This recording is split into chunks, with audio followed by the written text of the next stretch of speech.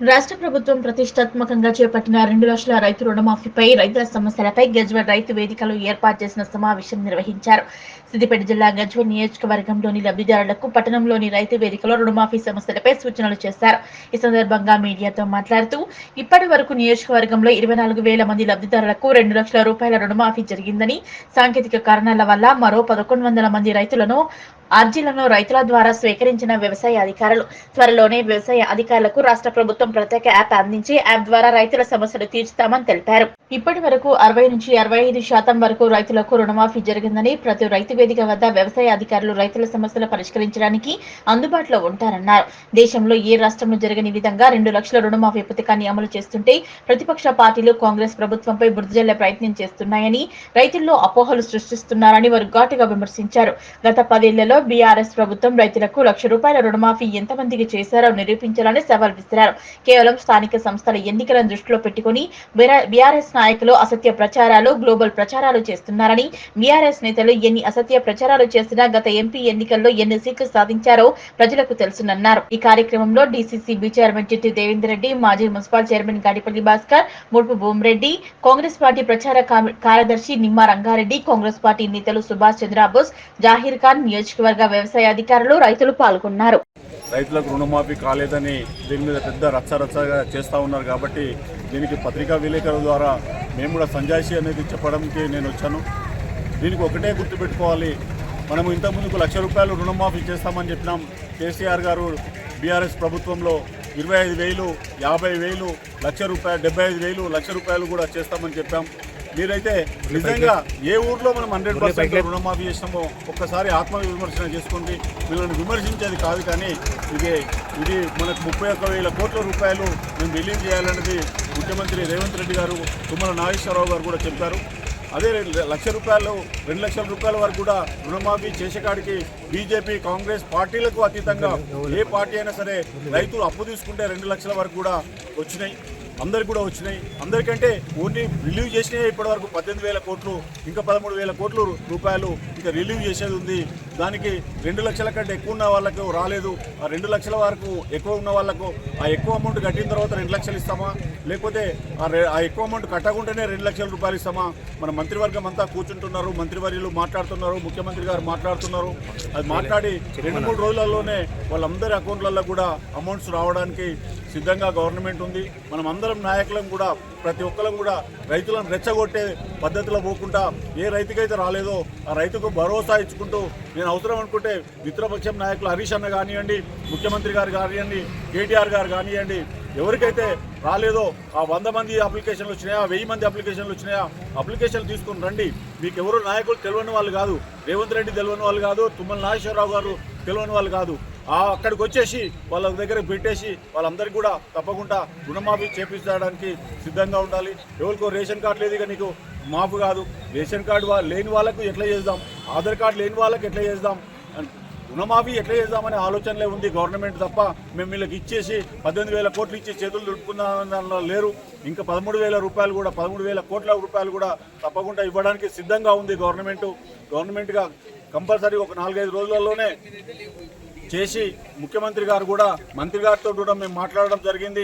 అందరికీ ప్రతి రైతుకు కూడా 2 లక్షల వరకు రుణమాఫీ చేస్తామన్నారు.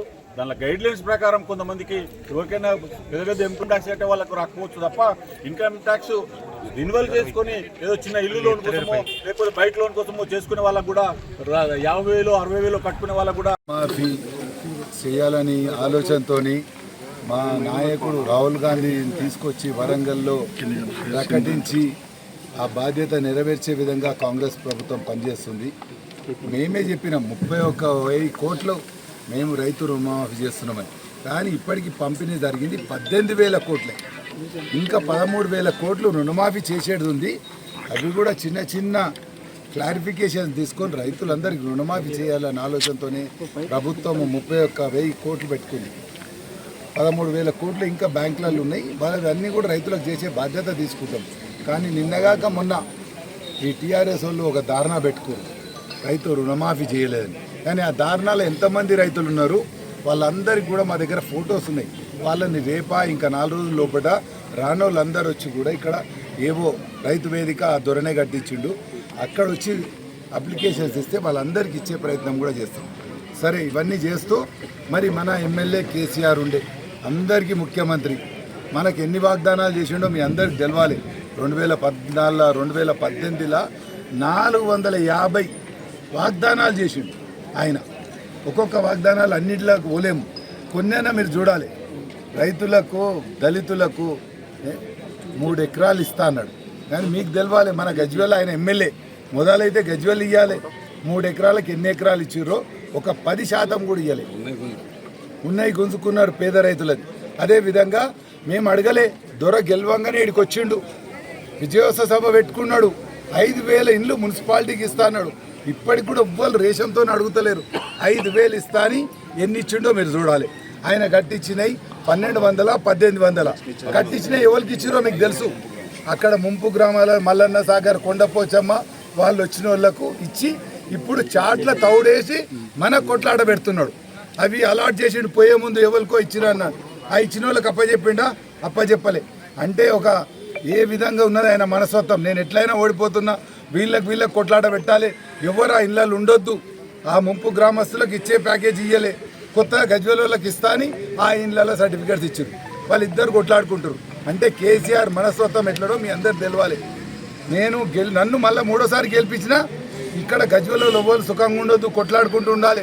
చాట్ల తౌడేసి వాళ్ళిద్దరు కొట్లాడబెట్టాడు. మరి అదేవిధంగా సర్వే చేయించినావు, సర్వేలో ఏం తేలింది? 40% మందికి ఇల్లు లేవన్నారు. అంటే 40% మందికి నువ్వు 40 లక్షల ఇల్లు కట్టియాలి, కానీ నువ్వు మొత్తం రాష్ట్రంలో 3 లక్షలు కట్టించినావు. అదేవిధంగా గజ్వేల్ ఎన్ని కట్టించినావో నీకు తెలుసు.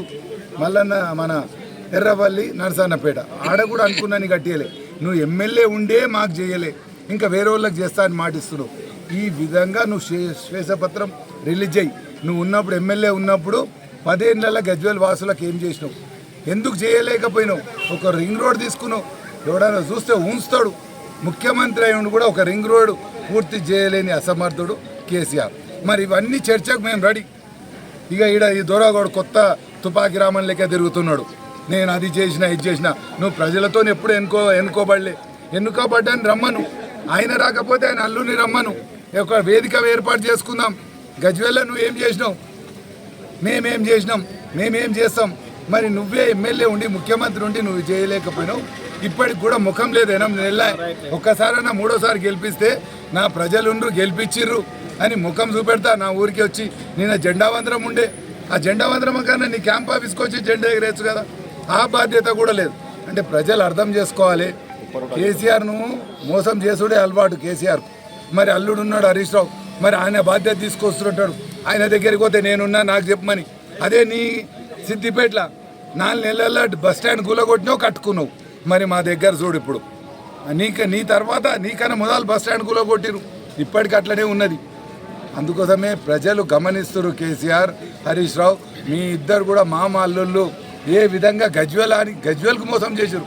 హరీష్ రావుని సిద్దిపేటకు మోసం చేయకపోతే కానీ గజ్వేల్కి అయితే మోసం చేసినావు. మళ్ళీ అదే ముఖం